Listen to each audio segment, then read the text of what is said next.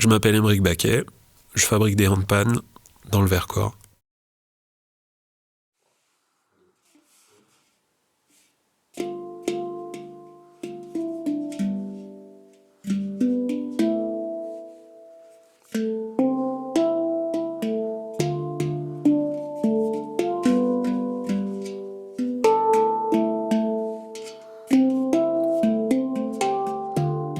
C'est un instrument que j'ai découvert sur Internet au début des années 2000, qui m'a interpellé parce que c'est un son unique.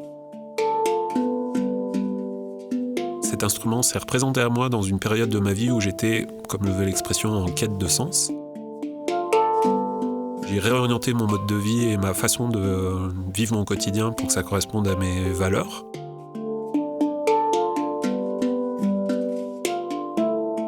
Ce qui m'a interpellé dans le son de l'instrument, c'est le spectre sonore très spécifique de cet instrument. C'est-à-dire que c'est une percu, mais c'est harmonique. Donc il y a cette communication entre les notes qui propose vraiment une ambiance unique. De tout temps, il y a eu des instruments de musique, même si j'ai jamais moi poussé ça à un point pour pouvoir dire d'être un artiste. La musique et les musiciens, les instruments de musique ont toujours fait partie de mon parcours de vie en tout cas. J'ai eu des touches à tout dans pas mal de corps de métier, dont la chaudronnerie, donc en plus l'aspect technique m'intéressait. Et c'est en fait mon entourage à cette époque-là qui m'a poussé à me dire mais t'es sûr que ça là, c'est pas un projet qui te branche quoi, tu veux pas essayer de te lancer pour en fabriquer, parce que moi j'osais pas trop me l'avouer en fait. Du coup je suis allé voir ce fabricant, ce pote, et je lui ai dit écoute, j'ai envie de me lancer, je veux apprendre, est-ce que je peux venir à l'atelier, devoir travailler pour apprendre ? J'y vais, j'achète des morceaux de tôle, je commence à faire des outils, parce que les outils n'existent pas, donc il faut détourner l'outillage pour arriver à envisager de faire sonner un peu la tôle. Ça a pris 2 ans avant que je commence à obtenir du son avec une tôle.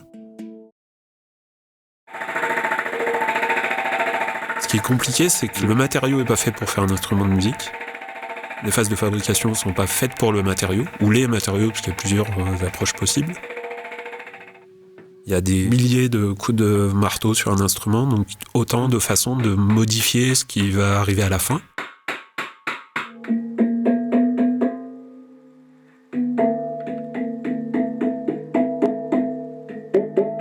Et à la fin, on obtient quand même quelque chose qui fait un instrument sonore, harmonique et harmonieux. C'est aussi ce qui est beau dans l'histoire, c'est-à-dire qu'en faisant 2 fois la même configuration, j'aurais jamais 2 fois le même instrument.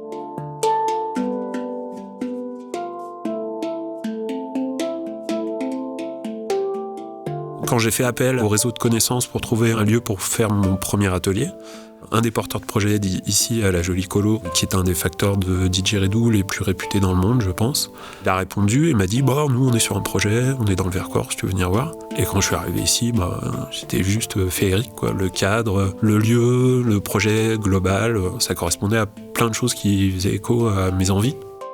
Quand je me balade tout seul, c'est rare quand j'ai pas un instrument sur l'épaule pour m'accompagner, me poser quelque part. Je les garde un certain temps, je les joue, je les patine et je les essaye de partout en fait. Donc je peux aller aussi bien dans la forêt contre un arbre pour voir comment ils sonnent, dans la cour du lieu ici, dans les couloirs des fois je joue aussi un peu partout.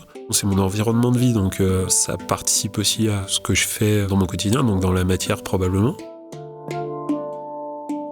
Quand on a la chance d'en entendre un en direct ou de le jouer sur soi, on a de la vibration. On ressent vraiment l'instrument en fait. Il n'y a pas que le son, il y a aussi la vibration physique.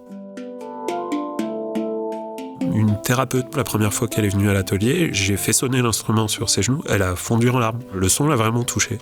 On voit que l'instrument touche les gens, quelle que soit leur appropriation, quelle que soit leur connaissance musicale. Les gens essayent les instruments et même lorsqu'ils ont, eux, une envie très précise, il y a un instrument qui les touche particulièrement, ça les perturbe et c'est assez chouette ça aussi, parce que c'est vraiment comme des rencontres entre personnes, quoi, avec un objet, mais c'est des rencontres quand même.